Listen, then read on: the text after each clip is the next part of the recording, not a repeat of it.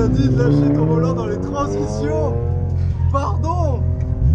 Et bah bienvenue dans ce quatrième et malheureusement dernier épisode de cette mini-série dédiée au roulage au Val-de-Loire. Dernier épisode, dernier roulage, le pourquoi du comment, c'est simple.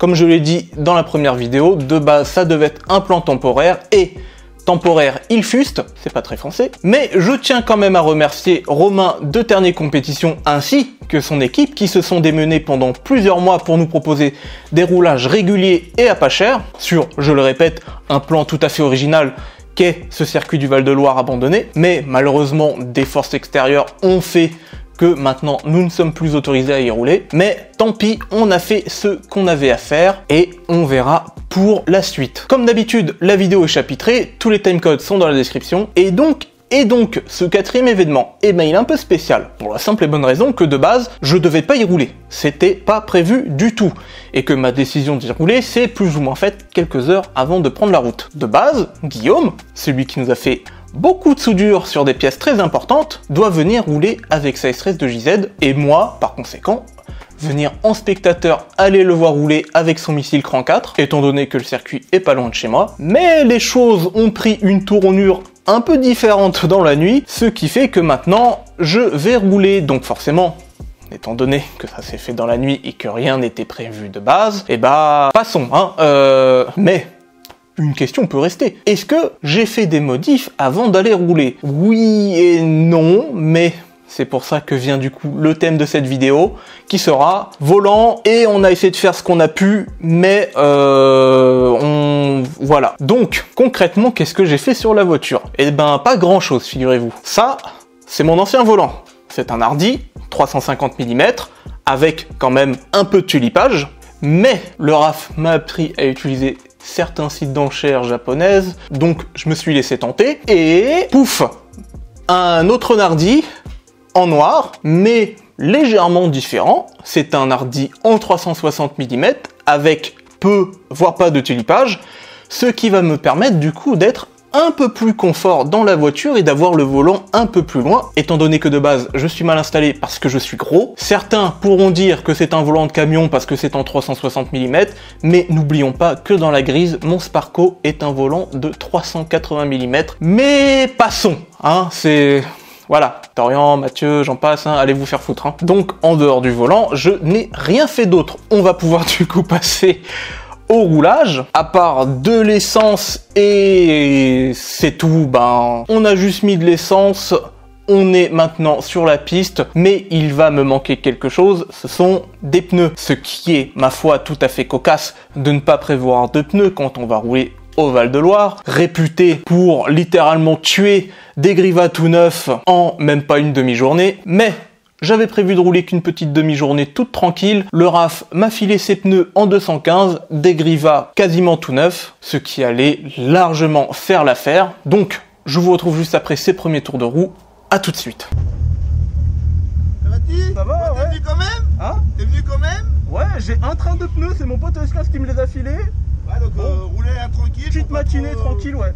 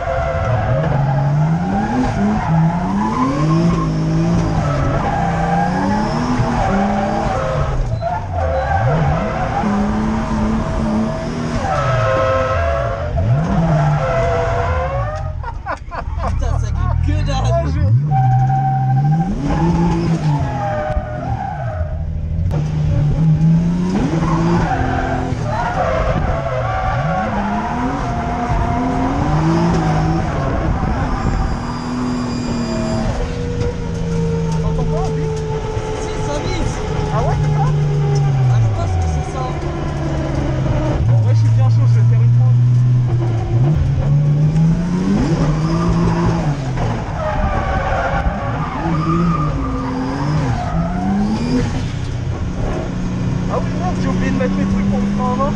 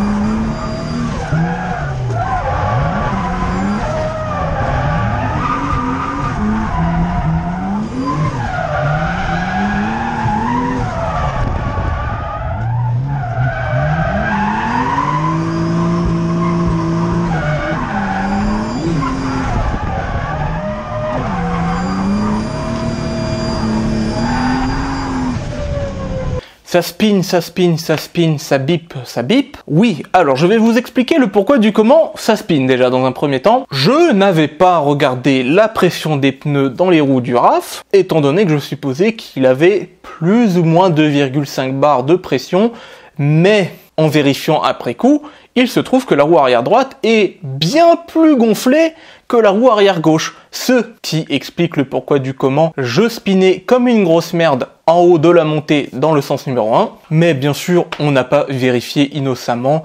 On a surtout vérifié les pressions pour voir si on pouvait les descendre. Parce que oui, d'habitude, je roule en 235 et là, on est en 215. Autant vous dire que le grip, ce n'est pas trop ça. Donc, on est descendu à 1,2 bar par roue, du coup. Et on aura déjà tout de suite un peu de mieux, ce que je vais vous laisser découvrir de vous-même dans ces prochains rushs.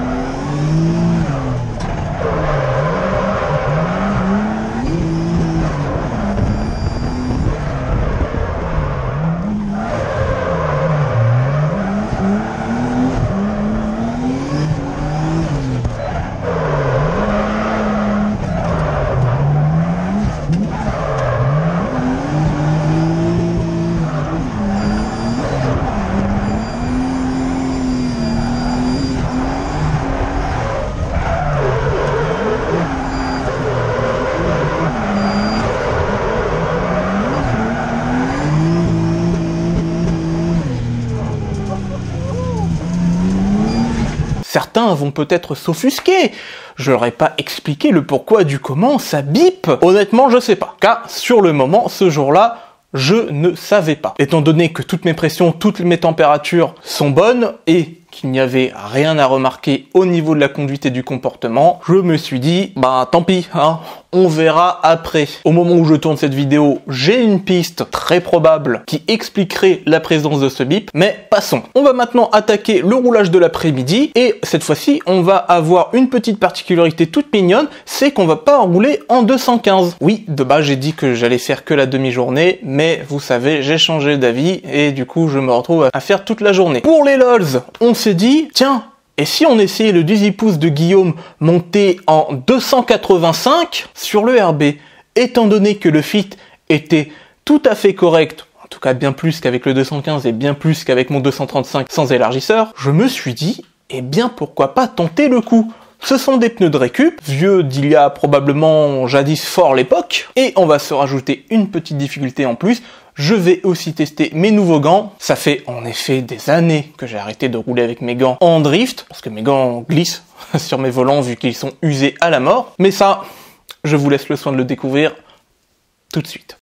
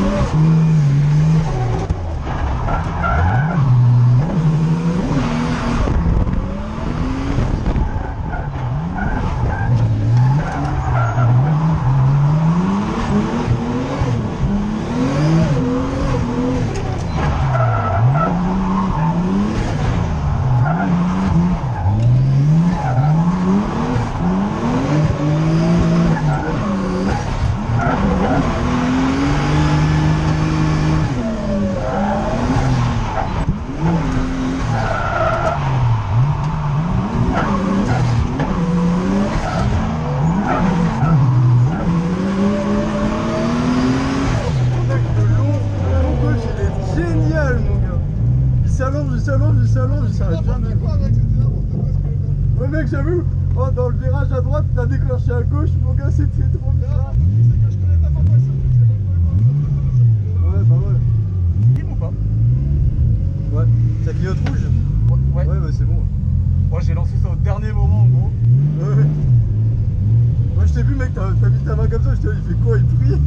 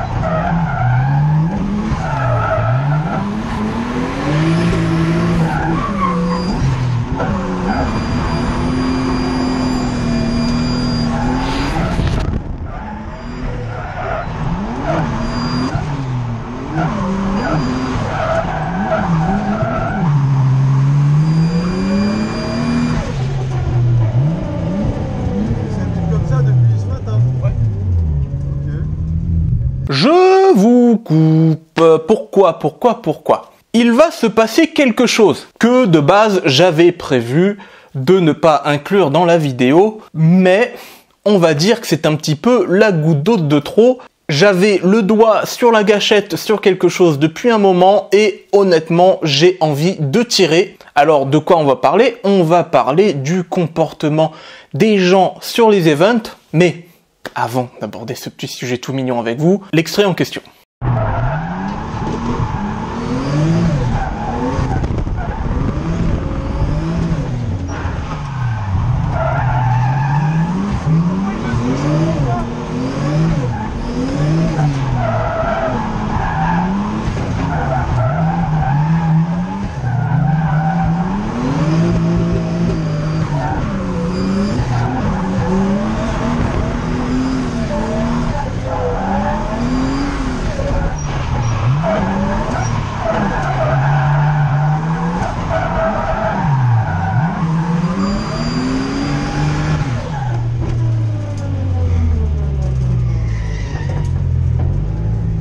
Il a fait le run dans la porte.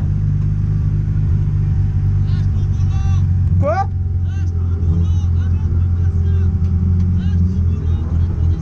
Ok. Le mec il t'a dit de lâcher ton volant dans les transitions. Pardon.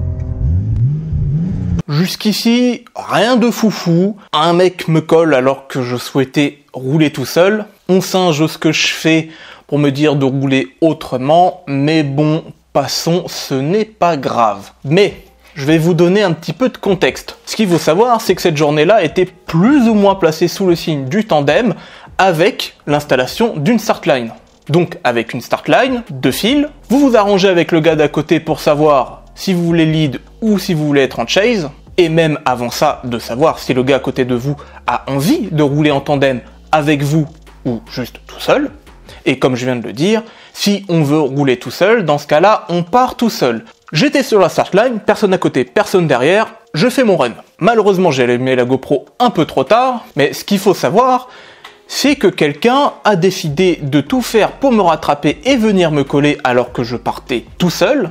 Ce qui sur le moment ne va pas me plaire du tout, parce que je vois derrière moi un mec qui n'a pas l'air de trop savoir ce qu'il fait se catapulter dans ma portière. Je suis quand même un peu énervé parce que bon, j'ai rien demandé, je suis venu pour rouler littéralement pépouze, sans pression, sans rien. Vu que j'avais pas prévu de rouler, je n'avais pas non plus prévu quoi que ce soit pour réparer ou je ne sais quoi. Mais bon, passons à la start line, il s'arrête à côté de moi, il commence à singer ce que je fais au volant pour me dire de rouler autrement, de lâcher le volant dans les transitions. Bon, en dehors du contre-son-camp terrible qu'il vient de commettre, et qu'on est encore un peu surpris de la situation, passons, je vais faire mon run, je vais spin malheureusement comme une merde, et on va rentrer au stand. Je vais quand même aller lui en toucher 2-3 mots, parce que bon, les gars, je viens pour rouler tout seul, ce n'est pas pour qu'un mec me colle, c'est tout. Juste y dire ça, je viens, il commence à parler de ma façon de rouler, blablabla, il sait apparemment mieux que tout le monde, mais bon, ça, n'oublions pas que c'est typique de certains qui se croient bien au-dessus des autres et d'avoir le savoir absolu, mais on aurait pu en rester ici jusqu'au moment où il me dit, plus ou moins texto, qu'il fait exprès d'aller coller les gens pour qu'ils dépassent leurs limites et s'améliorent. Je vais vous faire une traduction. Je viens faire exprès de mettre la pression aux gens pour qu'ils commettent une erreur et éventuellement se crashent, se sortent de piste et j'en passe. Bravo.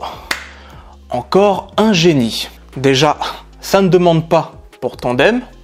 Et en plus, quand tu viens dire que t'es pas d'accord, le man arrive quand même à te sortir qu'il fait exprès pour te mettre la pression pour que tu commettes une erreur. Le fait de se dépasser et de dépasser ses limites, excusez-moi du peu, mais PTDR, t'es qui? Et encore, bon, je suis un peu en mauvaise langue, on aurait pu s'en arrêter à là, mais, forcément, hein, on est en France, on a des débiles qui peuplent la plupart des events training de drift, et quand tu lui dis que tu n'es pas d'accord pour faire des tandems et qu'il vaut mieux demander avant, qu'est-ce qu'on vient te répondre tout naturellement? Eh ben, si tu ne fais pas de tandem, eh ben, fais pas de drift. Bravo, encore une fois de plus, tu es passé pour un énorme connard. Et qu'est-ce que vient faire cette petite querelle dans toute cette histoire du comportement des gens dans le drift français? Eh bien, c'est que depuis un moment, enfin, depuis longtemps même, sur les trainings, on remarque qu'il y a beaucoup de débiles et de singes qui, je pense, ont fait en sorte qu'on ait moins de drift en France. La fermeture de l'URSI, en tout cas pour le drift sur le sec, est, je pense, une résultante directe du comportement absolument détestable et exécrable des gens sur l'event où j'étais en double monte avec le RAV sur CS15. Mais je vais pas m'étaler là-dessus plus longtemps dans cette vidéo-là. Peut-être, je dis bien peut-être, que j'en ferai une vidéo à part, parce que j'aimerais bien en parler, hein, de tous ces singes qui nous pourrissent le sport. En plus, des débiles qui font du street avec photos, vidéos et qui sont encore surpris de se faire choper. Mais ça, c'est le sujet d'une possible prochaine vidéo. Revenons-en à l'événement. L'après-midi n'est pas fini, il me reste encore quelques runs à tirer, je suis toujours en 285, ça se passe mine de rien agréablement bien. Au niveau du grip, on est plus ou moins comme si j'avais le 215 du RAF en semi-slick. À la seule différence, c'est qu'au bout d'un moment, quand les pneus sont trop chauds, tu n'as littéralement plus aucun grip. Mais c'est le jeu, ce sont des pneus de récup et ils ont tenu en tout cas toute la journée, donc en tout cas bravo à eux. Et je vais vous retrouver juste après pour, pas la conclusion, mais encore une fois une autre petite surprise. Mais ça, hein, à tout à l'heure.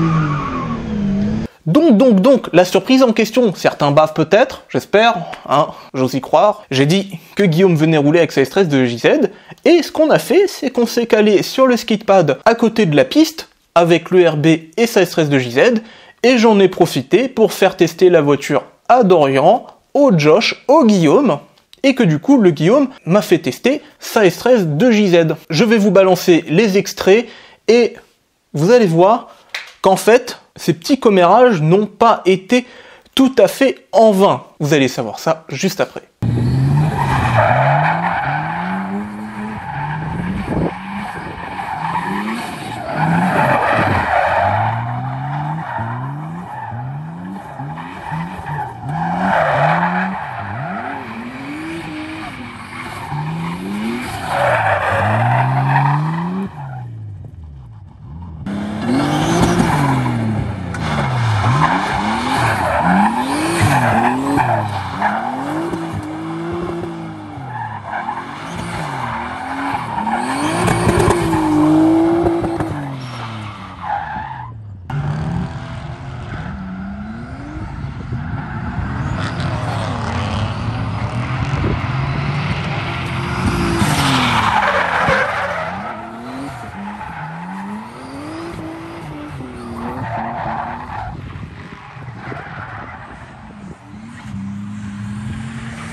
Non, Dorian.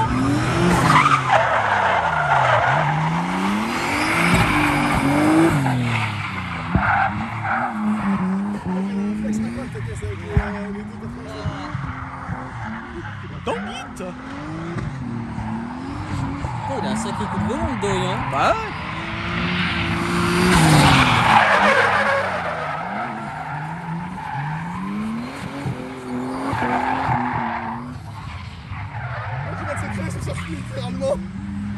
Il pourrait carrément aller sur le circuit, hein.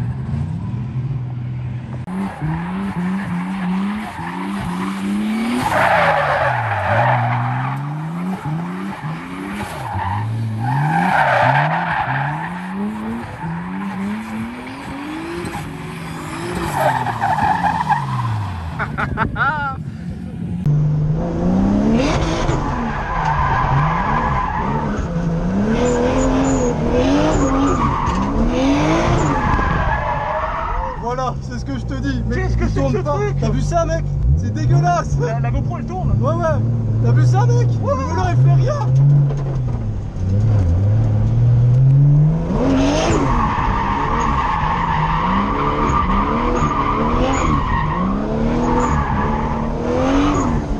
Le volant il est non, inactif, gros, hein. c'est un drame, hein. Mais t'as vu ça? Comment il fait, mec?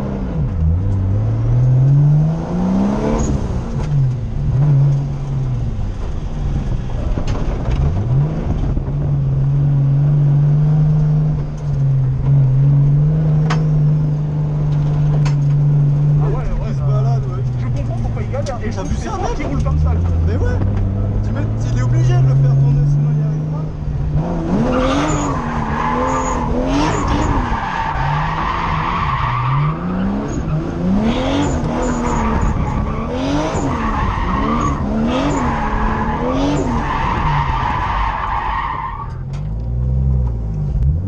À 110. Ouais mec, c'est fort qui roule comme ça. Ah mais de ouf, mec. Elle a 0 self-tir, c'est dégueulasse. Il a 0 chasse, je pense. Sa chasse elle est pourrie. C'est obligé. Je sais pas ce qu'il a comme direction assistée. Direction assistée? Ouais. Je crois que c'est la crémaillère d'origine, mais avec la pompe électrique. Donc ça change rien. C'est bizarre hein, quand même. Mais je pense que c'est la géo qui nique, je suis sûr. Alors bon, pour faire un petit débrief rapide, vous l'avez entendu, la voiture de Guillaume est une horreur à conduire. Je ne parle pas du moteur, je ne parle pas de la boîte où j'ai quand même du mal, vu que c'est une boîte BM, mais au niveau de la direction, il y a un truc qui cloche. Grâce au fait qu'il ait aussi pu tester ma voiture, il a pu se rendre compte qu'en effet, il y a quelque chose qui cloche sur sa voiture. Donc tout de suite, on remet en cause probablement son réglage de chasse, probablement le tarage de ses ressorts, et j'en passe. Mais en tout cas, ces petits tours nous ont permis à tous, déjà, pour le Josh et Dorian, de découvrir ce que c'est qu'un châssis avec du 285 de récup à l'arrière, de s'amuser tranquillement sur un petit skidpad entre nous façon pépouze. Pour le Guillaume, de pouvoir avoir un autre point de vue sur sa voiture et grâce au fait qu'il ait pu rouler avec ma voiture, voir qu'il y a en effet quelque chose qui cloche sur la sienne. Et moi, de pouvoir voir très rapidement ce que c'est que d'avoir beaucoup de chevaux. On parle d'environ 450-500 chevaux à peu près à ce moment-là. Et puis, qui cracherait sur le fait de tester une S13 en drift? Donc c'était une expérience tout à fait agréable et au final fort utile. Pour bien conclure du coup cette journée, et on ne le savait pas à ce moment-là, cette dernière journée au Val-de-Loire, ce qui signe la fin de cette mini-série. Ah bah oui, hein, parce que si on roule plus au Val-de-Loire, on peut pas dire que c'est la série Val-de-Loire. C'est simple, c'est peut-être la fin de la série, mais ce n'est pas la fin des modifications sur la voiture. Et au moment où je vous parle, il va y avoir du boulot. La S13RB a encore une fois de plus fait sa petite journée. On a eu quelques couacs au niveau de la chauffe. Comme quoi, l'event précédent où on n'a pas eu du tout de problème de chauffe, eh ben ça ne s'est pas passé de la même façon sur cet événement-là. Donc, qu'en effet, il va falloir que j'adresse ce problème-là sérieusement, très sérieusement plus tard. Ça a été aussi du coup une journée de plus pour se faire aux nouvelles fusées à l'avant et au ratio de pont en 4.36. Et du coup, oui, je peux reconfirmer, en effet, la voiture n'est plus du tout la même à conduire, ça l'a complètement transformée. Et même si c'est la fin des roulages au Val-de-Loire, on a quand même réussi en 4 événements à transformer ma voiture en une voiture que j'adore rouler, avec laquelle je suis confiant et avec laquelle je me vois évoluer dans mon pilotage, parce que maintenant, elle est arrivée à un palier où j'ai envie de dire qu'elle est bien. On aura un peu de boulot cet été au niveau mécanique et peut-être carrosserie, mais ça sera bien sûr dans de prochaines vidéos. En tout cas, pour nous, on se retrouve pour la prochaine vidéo, laquelle encore, je ne sais pas. J'en ai plusieurs en préparation, donc on verra bien comment on agencera tout ça. Soyez prudents sur la route et à